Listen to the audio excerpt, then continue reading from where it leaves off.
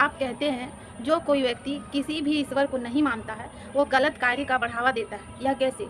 देखिए, कोई भी बात बोलने के पहले उस पर विचार मंथन होना चाहिए, तभी बोलना चाहिए। मैंने जो यह बात कहा है कि जो व्यक्ति किसी भी ईश्वर को नहीं मानता वह गलत कार्य का बढ़ावा देता हुआ प्रतीत होता है, यह यूँ ही नहीं है। इस बात का तथ्य यही है। अभी एक छोटा सा ज्वलंत उदाहरण देकर के मैं इस बात को समझाने का प्रयास कर रहा हूँ, बने रहिएगा। अभी नीट का एग्ज़ाम हुआ जिसमें व्यक्ति डॉक्टर बन जाता है। नीट का एग्ज़ाम में क्या हुआ, बहुत ऐसे व्यक्ति हैं जिसने अपना ज़मीन बेच करके, अपने जीवन भर की गाढ़ी कमाई को लगा करके, कर्जा ले करके और अपने बाल बच्चों को नीट की तैयारी करवाया। और बच्चे इतना जी तोड़ मेहनत किया, इतना दिन रात मेहनत किया, तब कहीं नीट के एग्ज़ाम में बैठा। बैठने के बाद क्या हुआ, रिजल्ट आया ऐसा जिससे व्यक्ति को संतोष नहीं हुआ कि मेरा रिजल्ट का जाँच बढ़िया से हो पाया है, रिजल्ट अच्छा दिया है, और इसका नतीजा वास्तव में बड़ा ही गड़बड़ आया। क्या आया, सीबीआई इसका जांच किया और जांच में पकड़ा गया। अभी 25 व्यक्ति अलग अलग राज्यों से अरेस्ट हैं। किस आरोप में? उन्होंने नीट की परीक्षा में ऐसा धांधली किया, पेपर लीक कर दिया। पेपर लीक क्या होता है?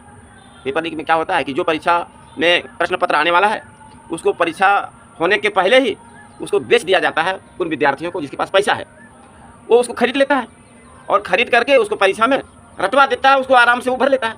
अब जो मेहनत करके गया वो कम नंबर लाया, वो डॉक्टर की पढ़ाई नहीं पढ़ पाएगा, आगे डॉक्टर नहीं बन पाएगा। और जो विद्यार्थी कमज़ोर था वो विद्यार्थी पास हो गया और व्यक्ति डॉक्टर बनेगा। यह व्यक्ति कौन कर सकता है यह काम? जो यूजी का एग्ज़ाम लेता है, जो बड़ा पदाधिकारी है, उसको लगा कि हम जो कर रहे हैं यह काम सिर्फ मैं जान रहा हूँ, ऊपर में कोई देखने वाला नहीं है। हम जो करेंगे उसका हिसाब किताब हमको बढ़िया से मैनेज कर लेना है। कुछ लोगों को पेपर बांटने में, जिसको जिसको बेचने में हमको सहयोग करेगा उसका भी कुछ कुछ परसेंटेज दे देंगे, कुछ राशि दे देंगे, फिर कुछ इधर उधर से सबको समझा बुझा लेंगे। फिर एक एक विद्यार्थी को 30-40 लाख रुपया तक लिया गया है और पेपर लीक हुआ। और इसका अभी 25 व्यक्ति, जैसे हम दोबारा बोल रहा हूँ, 25 व्यक्ति जेल में अभी बंद हो गया है, अरेस्ट हो चुका है उसमें। अब बताइए यह कौन गलत काम किया? वही कर सकता है जिसे लगता है कि सिर्फ और सिर्फ मैं हूँ और मेरा बुद्धि है, मेरा टेक्निक है, ईश्वर नहीं। चाहे कोई भी धर्म का हो, उसका तो एक गॉड होना चाहिए, एक ईश्वर होना चाहिए। पर अभी संसार में बहुत ऐसे लोग हैं जो व्यक्ति कहते हैं कि ईश्वर नहीं होता है। अगर ईश्वर का थोड़ा सा डर रहा रहता कि गलत कार्य का गलत नतीजा होगा, और कोई देखे या ना देखे, लेकिन ईश्वर देख रहे हैं और हमें उसका भुगतना पड़ेगा। तो यह सिर्फ ये नीट एग्जाम में इसका गलत असर देखा गया, ऐसा नहीं है। जितना भी इस संसार में चोरी करने वाला व्यक्ति है, डकैती करने वाला व्यक्ति है, नारियों के साथ में दुष्कर्म करने वाला व्यक्ति है, भाइयों की संपत्ति हड़पने वाला व्यक्ति है, किसी बहू की हत्या करने वाला, वो तिलक दहेज के लोभ में करने वाला व्यक्ति है, समाज में वो भूमाफिया भी जो चल रहा है कि किसी गरीब आदमी, कमज़ोर आदमी का ज़मीन है तो उसको येन केन प्रकार परेशान करके हड़प लो, वो परेशान करने वाले की जो बढ़ती देख रहे हैं। अभी चारों ओर जो छल प्रपंच देख रहे हैं, वो अनजाने में नहीं करता है लोग, वो सब जान के करता है, प्लानिंग के साथ करता है और लूट लेता है, वो तड़पता रोता रह जाता है। अभी तो शहरों में कुछ ऐसे भी लोगों को देखा जा रहा है जो गरीब व्यक्ति मजदूर होता है, जो मेहनत करता है दिन भर, तो रात को 2 रोटी बढ़िया से उनके बाल बच्चे सारी आवश्यकताओं को पूर्ति करने के बाद में नहीं कर पाता है। अगर वह चावल खरीदता है तो दाल उसको नहीं हो पाता है, दाल खरीदता है तो जूता बच्चे का फटा उसको नहीं ले पाता है, वो करता है तो स्कूल का फीस नहीं दे पाता। ऐसा व्यक्ति जो मजदूर टाइप का है, अगर वह सप्ताह में 7 दिन काम पर नहीं जा सका, 2 दिन अगर किसी कारण से एब्सेंट रह गया, तो 7 दिन का पैसा नहीं देता है और वो रोता चिल्लाता है और उसको कोई सुनता नहीं। यह कौन कर सकता है? यह वही कर सकता है जिसको लगता है कि मैं जो कर रहा हूँ इसका कोई हिसाब किताब लेने वाला नहीं है। जब व्यक्ति को इस बात का भय होता कि कोई ना कोई ईश्वर है जो हमारे सभी अच्छे कर्मों को देख रहे हैं, तो हमारे बुरे कर्मों को भी देख रहे हैं, अगर उसको इस बात का विश्वास हो जाए तो कदापि वह गलत कार्य नहीं करेगा।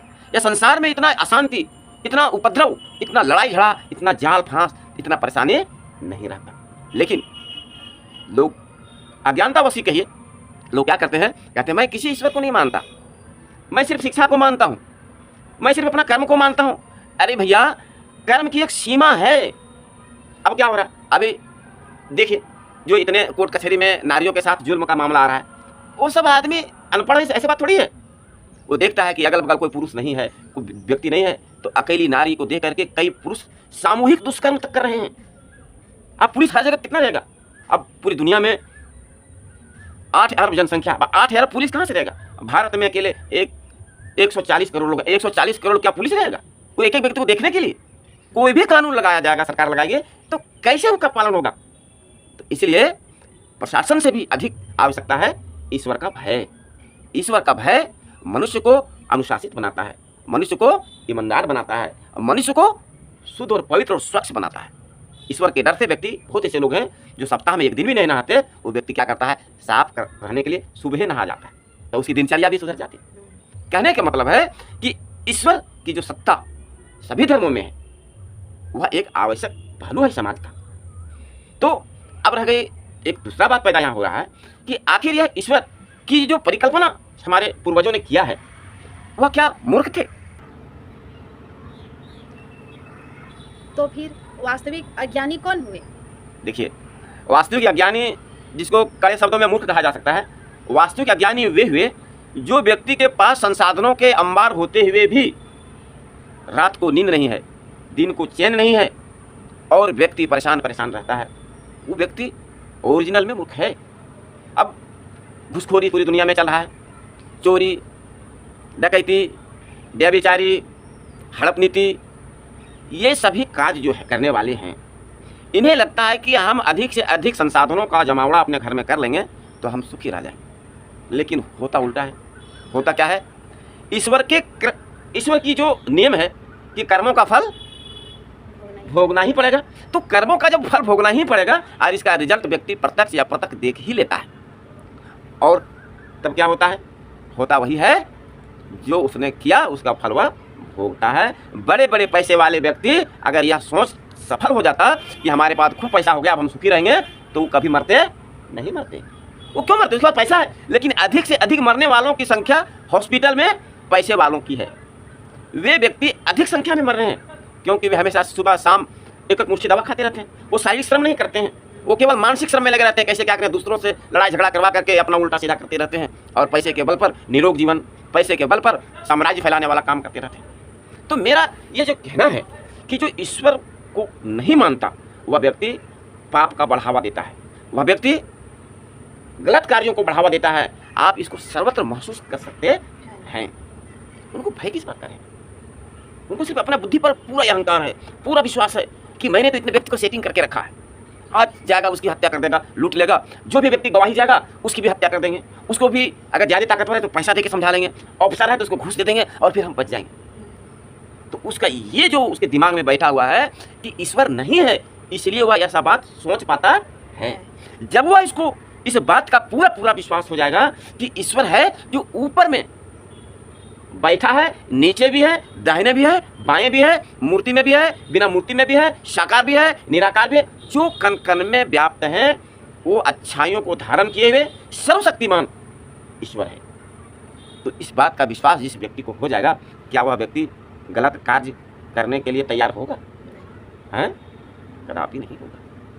इसलिए गलत कार्य करने के पहले लोग तैयारी करता है। जैसे गृहिणी खाना बनाने के पहले तैयारी करती है, आटा गूंथना होता है तो आटा में पानी दे करके उसको मलती हैं, फिर ताई चढ़ाती हैं, फिर आँच को ऊपर नीचे करती हैं, फिर उसे उल्टाती हैं। तो रोटी वैसे नहीं बनता है, उसकी पूरी तैयारी करता है, फिर सब्जी बनाते हैं, तो सारे कुछ करके तब वह भोजन परोसती है ना। इतनी तैयारी करते हैं। उसी तरह से जब किसी व्यक्ति को पाप करना होता है, अनीति फैलाना होता है या धर्म फैलाना होता है, दुष्कर्म करना होता है, तो पहले ये फैलाता है कि कोई ईश्वर नहीं है, कुछ है ही नहीं, जो है सो हमारी शिक्षा है, हमारे कल शिक्षा बढ़ाओ। भैया, इस शिक्षा बढ़ाने वाले व्यक्तियों में से कोई आतंकवादी जितने भी इस धरती पर है ना, वो कोई भी या शिक्षित है नहीं है। एक से एक ट्रेनिंग उसके पास है। ट्रेनिंग मतलब क्या? ज्ञान है, शिक्षा है। वैसे ट्रेनिंग हो जाता है क्या बिना शिक्षा? एक से एक डकैत, एक से एक साइबर क्राइम करने वाले व्यक्ति क्या कम नॉलेज रखता होगा? बैठे बैठे किसी बैंक का पैसा किसी से चोरी कर लेता है, हड़प लेता है, किसी के मोबाइल से पैसा लूट लेता है, किसी को क्या क्या कर देता है। क्या वो कम पढ़ा लिखा है? नहीं। शिक्षा का सिर बढ़ जाने से कदापि मनुष्य के जीवन में शांति नहीं आ सकता।